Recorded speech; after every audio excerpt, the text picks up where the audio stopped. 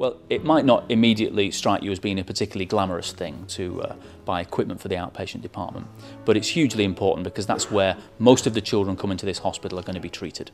Most of them are not going to need helicopter ambulance transfers, they're not going to need extremely complex surgery, they're mostly going to be children from ordinary families with common medical complaints, and what they need is to have the best possible service, but to have that delivered in a really nice environment, in an efficient way. When Amy was 3, she was diagnosed with papillomas. It's little growths that grow in the larynx and the trachea, and because sometimes they grow lower down in the windpipe, the laser has to be used to... Like whenever I feel like when I need to come back is when I can feel it when it gets worse, and I can get more breathless.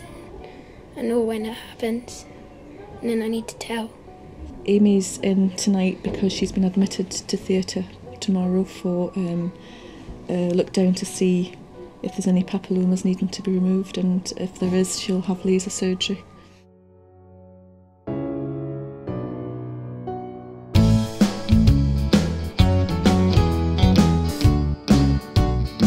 So Amy's been a patient of mine for about 6 years now.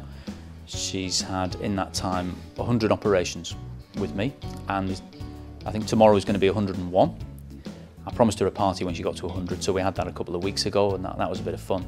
But you know, Amy's got quite a nasty condition that means she gets significant breathing difficulties, and that I have to operate to improve her breathing from time to time.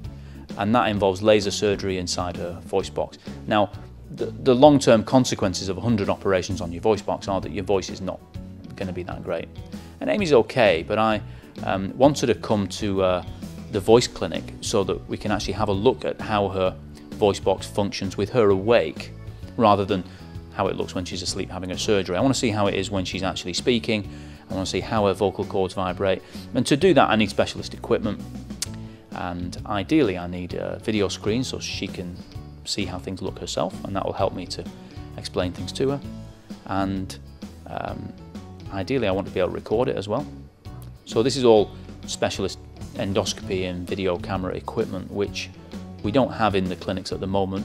We have some of this equipment in the hospital already in the operating theatres, a limited amount of it, and it's not all particularly suitable for using in the outpatient department because it's designed for use in the operating theatre. So there are occasions when we can maybe bring some of that equipment down and use it in clinic, but it's not something we can do on a regular basis, and it's not really appropriate. There are other ENT departments in the adult hospitals, particularly around Glasgow, that have got this kind of equipment as standard in their outpatient departments. And I've seen how it works, and it's a great asset to the department. They work very efficiently, and I think that will be a big benefit for us.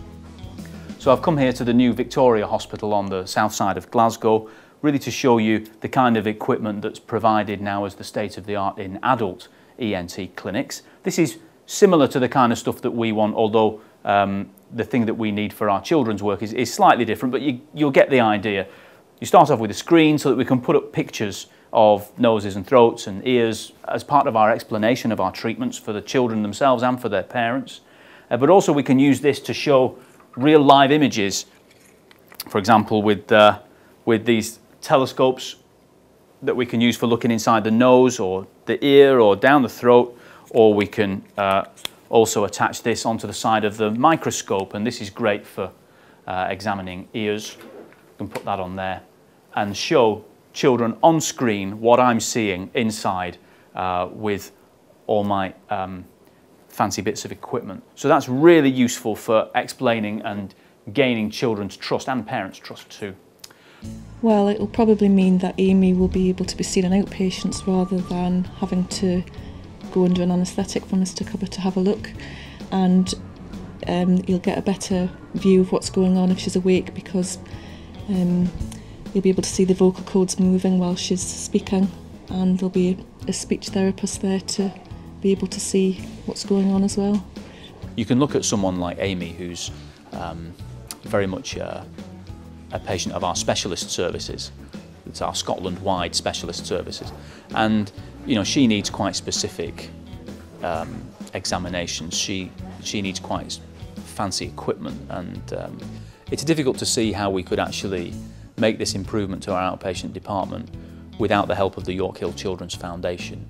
This kind of equipment is expensive, and there are always going to be competing claims for money within the hospital. I think there's so much more that we can do, and we can see the children that we currently see them in so much of a better way, and we can communicate with them so much more effectively, and we can save a lot of them trips to the operating theatre, and we can just make a more thorough assessment. And you know, it's got to be good for their treatment, and it's got to be good for the experience that they have. Difficult to put a value on that in pounds and pence, and when there are so many other competing claims within the hospital, I can't see this ever being a priority, and yet it makes such a difference to the experience that children have and that families have when they come to our hospital, and it makes such a difference to such a large number of children. There's not that many things you can do that are going to benefit thousands of children every year to this extent.